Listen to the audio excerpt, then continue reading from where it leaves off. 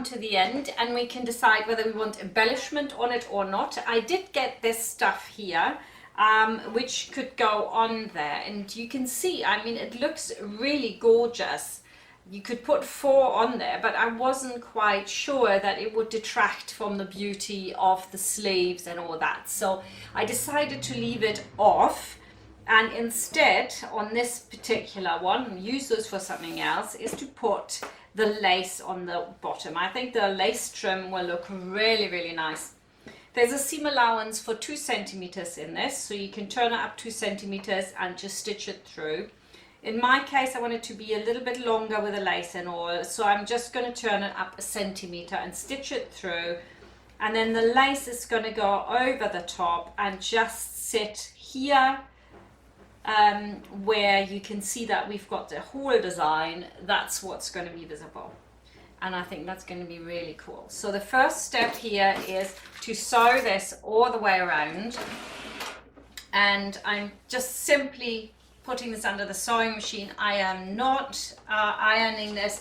I find actually it's easier when you don't iron it. I'll just put it under. It's 1 centimeter seam allowance, and I'm going to put my foot on foot width and I'm going to sew this in.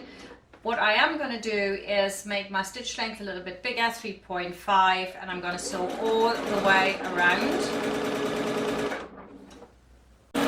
I think it works perfectly well without having ironed it before, and this is such a long and arduous top, really. It's not a quick one, it's not an easy one, so at the end of the day when you've done it, you just want to finish, right? So there we go. Just cut your threads back off, and then we can see where we're going to place the lace, and just going to pin the lace on. So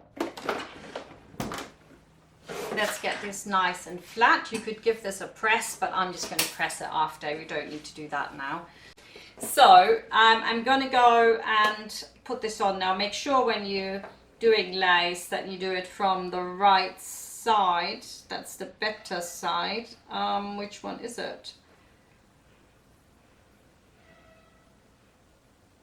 Ah, yeah, this is the side it points up. Sometimes I just can't see it. I would of course put the join at the back, and then I'm going to put this on so that we've got just a little bit here showing there, and what we have showing is the bit that has the gap in, and then I'm going to just sew the other bit over and zigzag over this, and for now I'm going to cut this off. It's not going to fray in 5 minutes. So all I have to do now is pin this on. Unfortunately the lace goes the opposite direction to my sewing direction, otherwise I wouldn't pin it. I would do it all on the sewing machine, but because of the direction it's going, I'm gonna have to do it like this. I'm going to sew the ends together where I got to, just quickly over it. Yeah, that's perfect.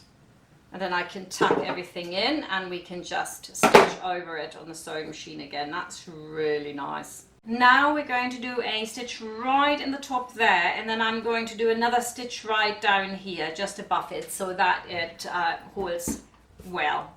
So let's get started. Get that sewing machine back round and do my final thing, and then we just have to press it and it's finished. Beautiful. Pop it under, and I'm going to go stitch length 3 this time. I don't want it to come apart. You could even do 2.5, but I'm going to do 3, and I'm just going to sew my lace to it, and while I do it I have a little bit of stretch on it as well. Almost round. Keep pressure on this, keep pulling it a bit, because you don't want it to like push. Oh, it really is nice. I don't know whether I need to do another stitch actually.